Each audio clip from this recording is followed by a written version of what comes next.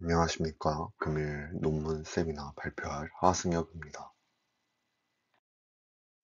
목차는 다음과 같이 구성하였습니다. 먼저 TTA에 대해서 간단한 백그라운드에 대해 본 이후에 Contrastive Test Time Adaptation 그리고 Test Time Adaptation vs Training Time Generalization에 대한 논문을 간단하게 보고 이에 대한 느낀점 혹은 논의점을 좀 말씀드리겠습니다. 먼저 백그라운드입니다. 대부분 TTA에 대해서 잘 알고 계시겠지만 모르시는 분이 있을 수도 있으니까 한번 설명드리겠습니다. 테스트 타임 어댑테이션은 도메인 일반화를 위한 기술로 학습 때 사용된 데이터와 다른 도메인의 데이터를 추론할 때 사용하는 방법이라고 생각하면 됩니다. 위 그림은 일반적인 테스트 타임 어댑테이션 과정을 보여주는 그림입니다.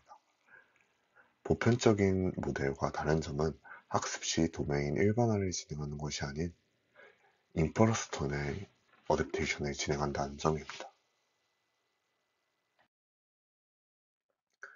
이어서 첫 번째 논문으로 넘어가겠습니다.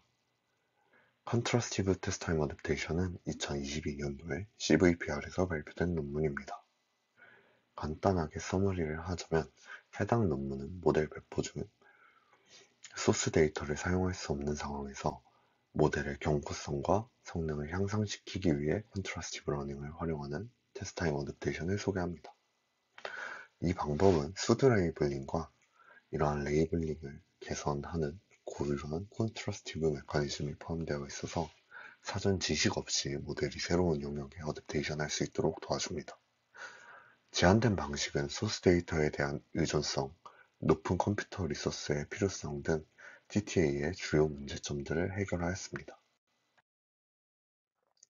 먼저 본 연구에서 제안한 테스트 타임 어댑테이션의 개념 및 적용 범위입니다. 테스트 타임 어댑테이션은 소스 데이터가 없이 새로운 환경에 적용되는 방법입니다.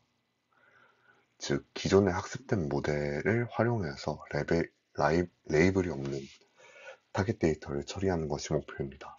이를 위해서 먼저 소스 데이터를 학습할 때 사용된 데이터를 정의합니다. 여기서 XIS는 이미지, YIS는 이미지의 레이블에 해당합니다. 이제 학습된 모델을 사용하여 타겟 데이터에 적응시키고 추가적인 소스 데이터를 사용하지 않고 최적의 성능을 내는 것이 목적입니다. 소스 모델의 구조와 학습 방법입니다. 소스 모델은 두 개의 주요 컴포넌트로 구성이 되어 있습니다. 먼저 픽스처 익스트랙터는 소스 데이터에서 유용한 특징을 추출하는 역할을 합니다. 흔히 CNN에 사용되는 것과 동일하다고 생각을 하시면 됩니다. 그리고 이 특징은 RT 차원의 벡터 공간에 매칭이 됩니다.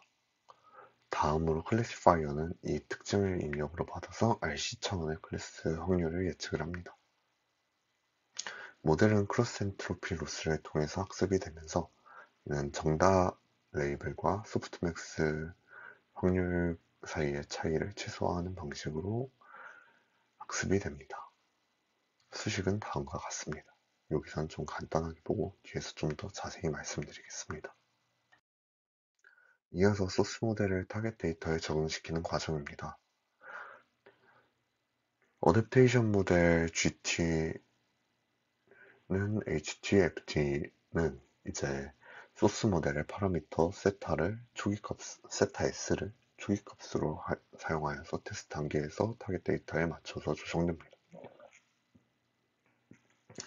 이때 모델은 세밀한 튜닝을 하기 위해 타겟 데이터에서 얻은 피드백을 사용하여 최적화를 수행하며 최종 성능은 타겟 데이터의 레이블을 기반으로 평가됩니다. 또한 클로즈셋 케이스는 소스 도메인과 타겟 도메인이 동일한 레이블을 공유하는 것을 가정하는 것입니다. 즉, 이 문제에서 풀 때는 도메인은 각 도메인은 동일한 레이블 공간을 공유하지만 이제 분포가 다르다는 점입니다. 이제 논문에서 정의한 문제에 대해서 봤으니 이어지는 아키텍처의 모델과 훈련 방법에 대해 트레이닝 메소드에 대한 수식을 조금 다시 한번 보면서 말씀드리겠습니다. 앞서 말씀드린 것과 같이 피처 익스트랙터는 소스 데이터에서 D차원의 데이터 특징을 추출하고, 클래시파이어는 이 특징을 기반으로 C개의 클래스를 예측합니다. 모델의 학습 과정에서는 크로스 엔트로피 로스를 사용하여서 정답과 예측값 사이를 최소화하고, 또한 소프트맥스를 활용해서 확률값을 정교하고, 레이블 스무딩을 사용하여서 모델이 가적합을 피하고 일반적인 표현을 학습하게 한다고 합니다.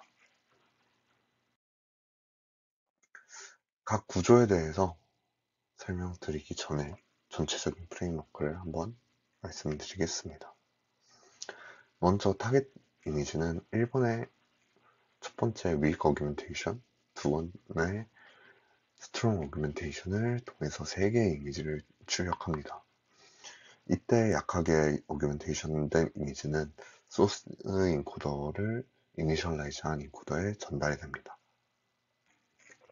이 과정을 통해서 특징 벡터로 변환이 되고, 이를 이용한 코사인 유사도 기반의 nearest neighbor를 찾습니다. 이 네이버들의 확률값의 평균을 낸 후 argmax를 적용하여서 refined 레이블을 생성합니다. 이후 가운데에 있는 강하게 아규멘테이션 된 이미지는 인코더를 지나서 쿼리를 만들고, 가장 하단에 있는 강하게 아규멘테이션 된 이미지는 모멘텀 인코더를 지나 키피처로 인코딩이 되어 이를 컨트라스티브 러닝과 셀프 슈퍼바이스드 러닝에 활용합니다. 같은 클래스 내에 키포인트가 배제되지 않도록 현재 수드 레이블과 과거 수드 레이블을 함께 사용하여서 네거티브 페어를 제외하는 방식으로 훈련이 되며, 이후 약하게 어규멘테이션 된 이미지에서 얻은 수드 레이블을 기반으로 강하게 어규멘테이션 된 이미지의 예측을 지도하도록 합니다.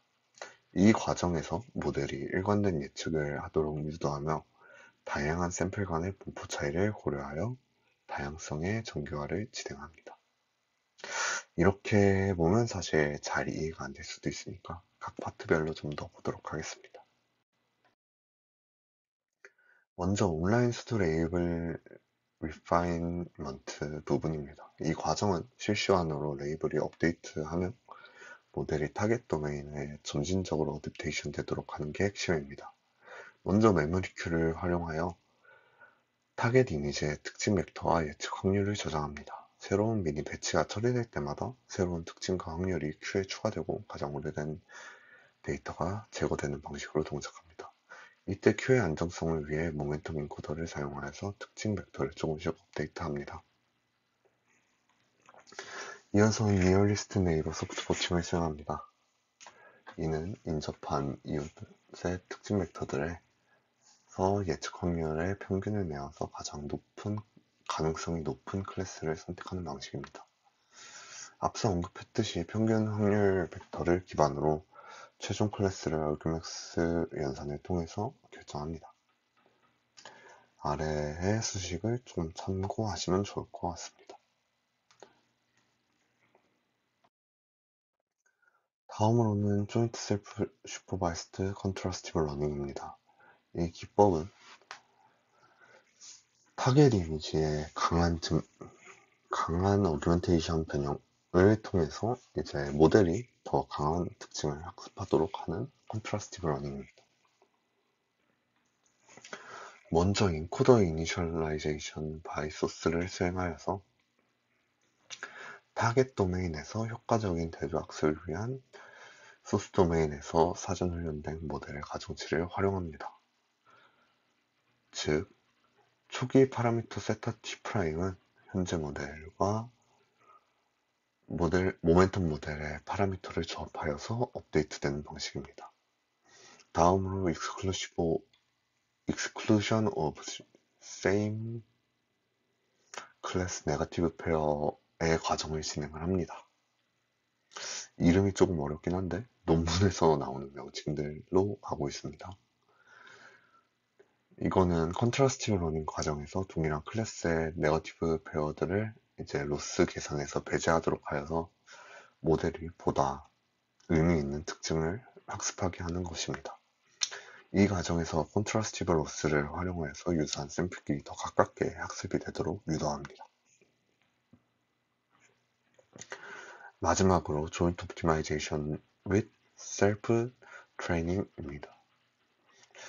모델이 생성한 수드 레이블을 활용하여서 자체적으로 학습을 하면서 이를 컨트라스티브 러닝과 함께 최적화하여 모델이 익처 익스트랙터 능력을 더 향상시키는 방식입니다.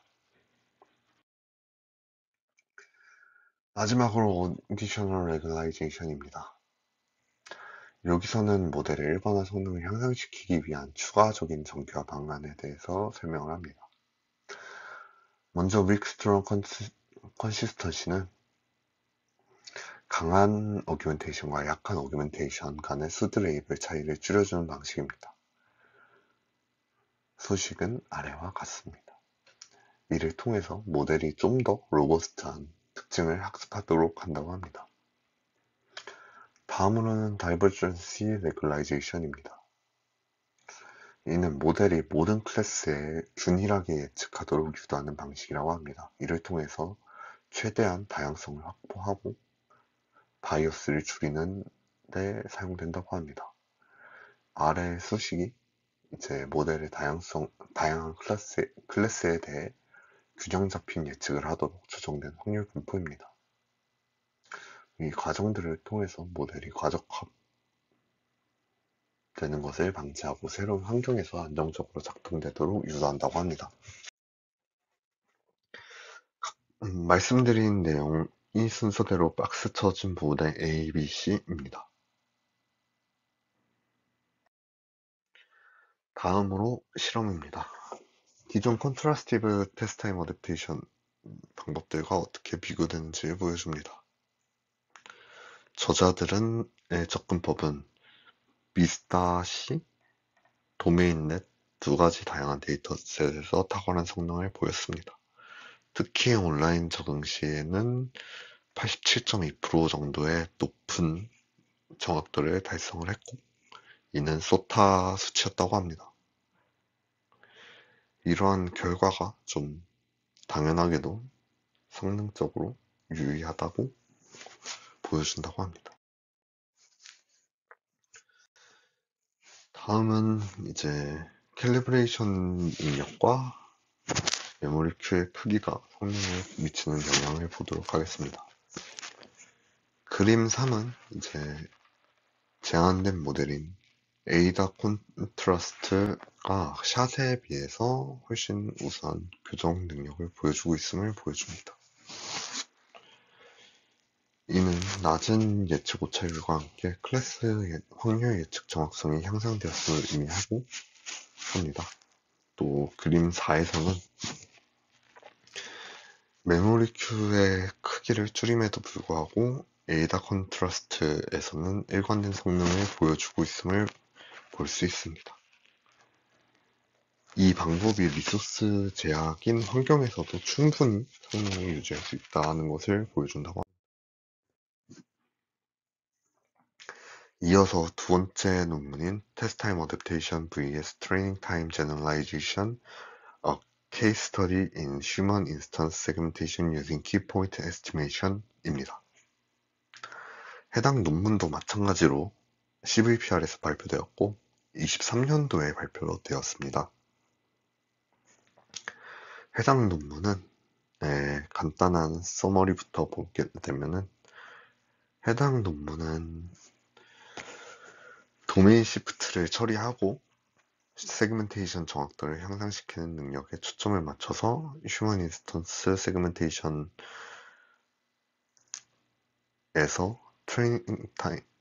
트레이닝 타임 제너라이제이션과 테스트 타임 어댑테이션의 효과에 대해서 논의를 합니다. 이 두 가지 방법론을 비교함으로써 소스 데이터에 대한 사전 액세스 없는 레이블이 없는 단일 텍스트 이미지에 의존하여 적응하는 TTA의 한계와 잠재력을 강조합니다. 프레임워크를 제시하고 훈련 중에는 일반화된 기능을 통합하는 테스트 타임 제너라이제이션의 방식이 좀 더 강력하고 안정된 성능을 이끌어낸다는 것을 보여주었습니다. 사실 테스트 타임 어댑테이션이 부족하고 트레이닝 타임 제너럴라이제이션의 성능이 우수하다는 말이죠. 그렇다면 이제 앞서 지금까지 계속 말해온 테스트 타임 어댑테이션과 트레이닝 타임 제너럴라이제이션에 대해서 간단하게 비교를 하는 자료를 준비해봤습니다. 먼저 테스트 타임 어댑테이션은 계속 봐왔듯이 테스트 환경에서 새로운 데이터를 실시간으로 어댑테이션하여서 성능을 최적화하는 방법이고, 이는 환경이 변하더라도 모델이 높은 정확도를 유지하도록 하기 위해서 테스트원에서 모델의 파라미터를 업데이트하는 방식으로 동작을 합니다. 반대로 트레이닝 타임 제너럴라이제이션의 경우에는 훈련 단계에서 최대한 다양한 데이터를 활용하여서 모델이 새로운 환경에도 안정적으로 성능을 발휘할 수 있도록 하는 방식입니다. 초기의 파운데이션 모델을 생각을 해주시면 좋을 것 같습니다. 즉, 모델이 트레인 타임의 최대한 여러 도메인을 거치면서 좀 일반화 성능을 향상시키는 그런 느낌의 목표를 가지고 있습니다. 이어서 저자가 비교한 모델의 구조를 한번 알아보도록 하겠습니다. 먼저 테스트 타임 어댑테이션의 구조입니다. 인풋 이미지가 피처 엑스트랙터에서 키포인트 헤드와 마스크 헤드로 연결이 됩니다. 여기서 테스트 데이터가 입력이 되면 모델이 자체적으로 수드 레이블을 생성하여서 셀프 슈퍼바이스드 러닝을 하여 이를 기반으로 어댑테이션하는 방식입니다. 다음으로 트레이닝 타임 제너럴라이제이션의 구조에서는 훈련 단계에서 이미 다양한 도메인의 데이터를 학습하여 키포인트 특징을 포함한 추가적인 피처맵을 활용을 합니다. 즉, 학습 턴에 최대한 높은 일반화 성능을 가지도록 설계되어 새로운 환경에서 추가적인 파라미터 업데이트 없이 높은 성능을 보이도록 설계가 되어 있습니다. 다음으로 메소드에 대해서 알아보도록 하겠습니다. 먼저 휴먼 세그멘테이션 유징 키포인트입니다. 먼저 키포인트는 신체의 주요 관절 및 특정한 위치를 식별하는 데 사용이 됩니다. 예를 들어서 어깨, 팔꿈치, 손목, 무릎 등과 같은 관절부를 추정하면 사람이 어떤 포즈를 취하고 있는지 모델이 인식할 수 있습니다. 이러한 키포인트는 모델이 신체 부위를 더 정밀하게 인식하고 신체 형상을 더 정확하게 추론할 수 있도록 합니다. 특히 베이스라인 모델과 GTA가 적용된 마스크 RCNN을 비교했을 때 키포인트 정보가 추가되면서 세그멘테이션 마스크의 경계가 더 명확해진 것을 볼 수 있습니다. 이처럼 키포인트의 정보를 활용하면 사람의 신체 형상을 좀 더 명확하게 구현할 수 있습니다. 테스트 타임 어댑테이션의 경우에는 부터 모델을 조금 더 자세히 알아보도록 하겠습니다. 수도 코드를 보면서 말씀을 드리겠습니다. 여기서 저자가 제안한 방법은 모델의 백본을 텍스트 이미지에 맞게 초기화하고 이후 추론 과정마다 반복하는 방식입니다. 각 반복마다 모델은 이미지에서 중요한 키포인트를 추정을 하고 이 키포인트는 백본 모델을 통해 계산이 되고 추정된 결과를 기반으로 수드 레이블을 생성을 합니다. 다음 단계에서 수드 레이블을 사용하여서 모델의 백본을 업데이트하고 이때 셀프 슈퍼바이스드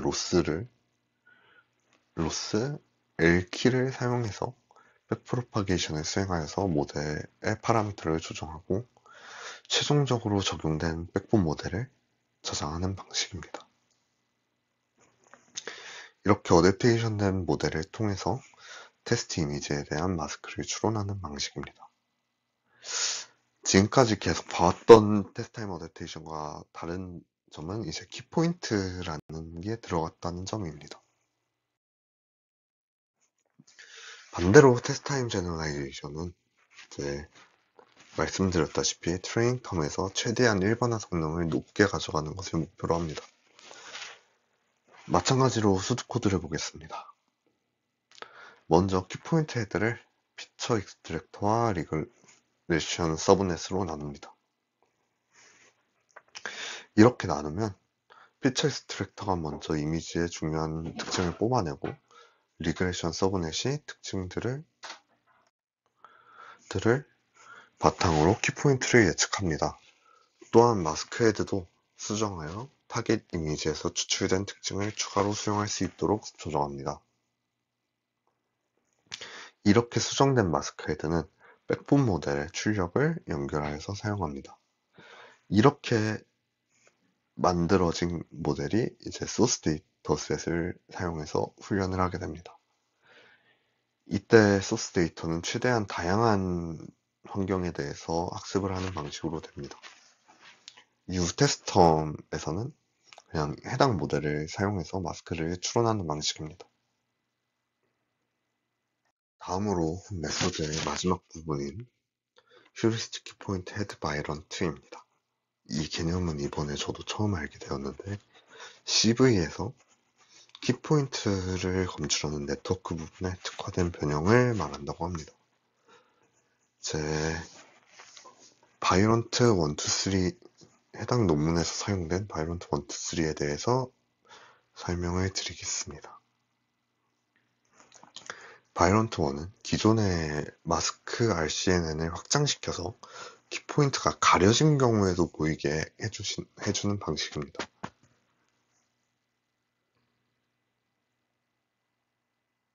피겨 4를 보면은 조금 이해할 수 있죠. 지금 파란색의 마스크 된 경우에는 관절이 다 보이지만 왼쪽 그림에서 분홍색의 경우에는 이제 관절이 하나 안 보이는 걸 볼 수 있습니다. 키포인트가. 하지만 이렇게 바이런트 1을 적용을 했을 때는 관절이 못 보던 게 생긴 걸 볼 수 있습니다.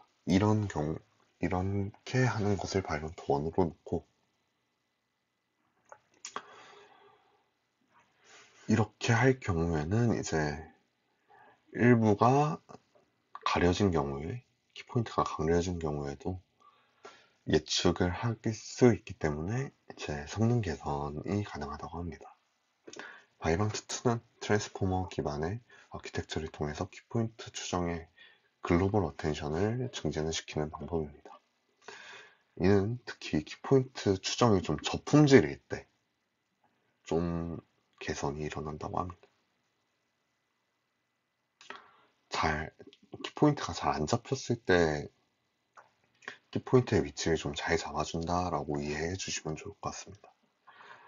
마지막으로 바이런트 3는 트랜스포머의 출력을 직접적인 디코딩을 통해서 더 높은 해상도의 히트맵을 생성을 하고 이를 통해서 키포인트 추정도의 정확도를 향상시키는 방식이라고 합니다. 이제 위 내용들을 적용한 실험을 보도록 하겠습니다. 실험의 표가 좀 어려우니 같이 잘 봐주셨으면 좋겠습니다.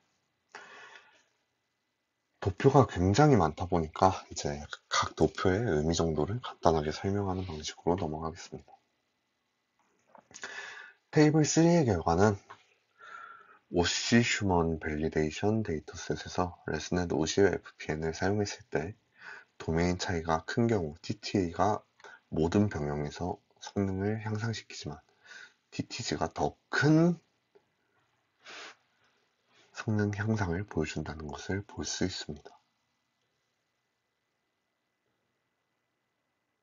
앞서 말씀드린 것처럼 트레이닝 타임 제너럴라이제이션이 좀 더 성능적으로 우수하다를 보여주는 게 테이블 3입니다.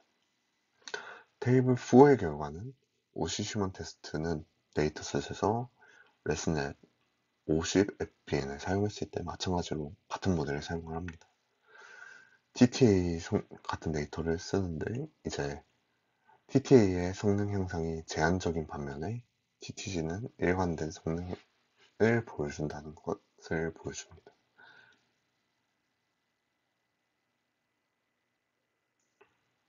다음으로 테이블 5에서는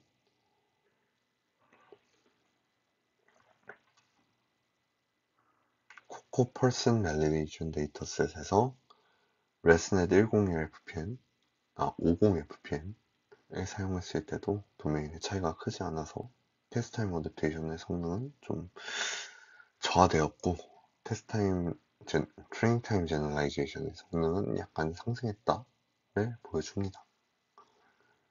그리고 테이블 6에서는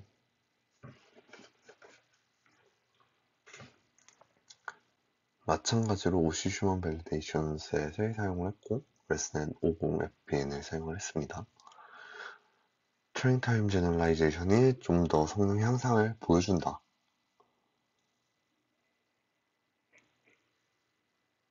정도 보시면 좋을 것 같습니다. 이어서 7번 테이블의 경우에는 OC 휴먼 테스트 데이터셋에서 ResNet 101fpn을 사용했을 때 테스트 타임 제너라이제이션의 성능이 향상이 좀 많이 두드러진 반면에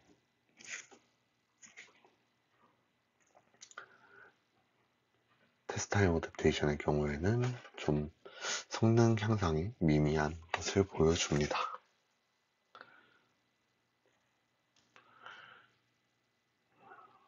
그리고 테이블 8의 결과는 트레이닝 타임 제너라이제이션이 적용된 베리언트 모델 2가 이제 기존 연구 방법과 비교한 결과로 베리언트 2가 OC의 휴먼 데이터셋에서 가장 높은 성능을 기록하면서 TTG의 효과를 입증했다고 합니다. 테이블 9의 결과는 OC 휴먼 밸리데이션 데이터셋에서 이제 ResNet 50fpn을 사용해서 학습을 달리한 TTA 모드 성능을 비교한 것으로 최적의 학습률 선택이 테스트 타임 어댑테이션에 굉장히 중요하다라고 보여주는 글입니다. 세 번째 것이 좀 차이가 많이 나게 높은 걸 볼 수 있습니다. 마지막으로 디스커션입니다. 이게 두 개의 논문을 읽고 정리하면서 논의할 점에 대해서 생각을 해봤는데 현재 테스트 타임 어댑테이션 관련된 연구도 진행을 하고 있고 두 번째 논문과 비슷하게 세그멘테이션 관련된 연구를 진행을 하고 있다 보니 고민할 것들이 많았습니다. 일단 가장 먼저 고민해야 되는 것이 테스트 타임 어댑테이션과 트레이닝 타임 제너라이제이션 어떤 방법론을 써야 하는가에 대한 고민이었습니다. 사실 앞선 논문에서도 언급했듯이 물론 휴먼 포스 에스티메이트를 기반으로 한 키포인트를 입력으로 받은 장면이어서 그런 걸 수도 있고 아니면 휴먼이라는 단일 오브젝트를 이제 세그멘테이션한 디스크여서 그럴 수도 있지만 트레이닝 타임 제너라이제이션의 경우 테스트 타임 어댑테이션에 보다 성능적으로 굉장히 우수한 모습을 많이 보여줬습니다. 그렇다면은 이제 산업에 실질적으로 사용할 수 있을까에 대해서 고민을 해봐야 된다고 생각을 합니다.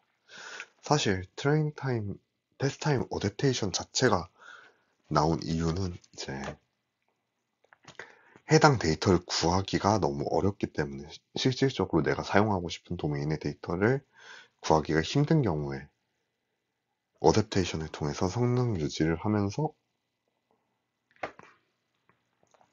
태스크를 수행을 하기 위해서라고 생각을 합니다. 그러다 보니까 이제 고려를 해야 되는 부분이 데이터와 리소스라는 관점에서 생각을 해볼 필요가 있다고 생각을 합니다. 테스트 타임 어댑테이션의 경우에는 인프라스터 내 아무래도 리소스가 기존 모델 대비 많은 필요가 합니다. 하지만 인풋 데이터가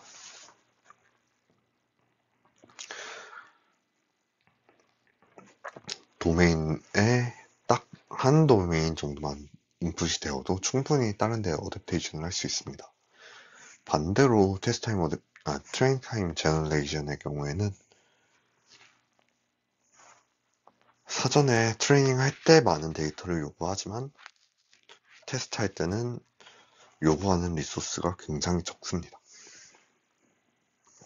이런 점을 고려했을 때 실제 산업 현장에 적용하기 전에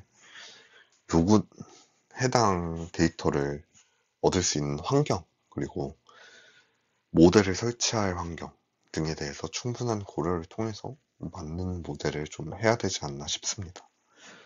사실 대부분의 산업 환경에서는 대량의 데이터나 도메인 시프트가 일어난 데이터들을 얻기가 힘들기 때문에 아직까지는 테스트 타임 어댑테이션이 조금 더 필요하다라고 생각을 하고 있긴 합니다.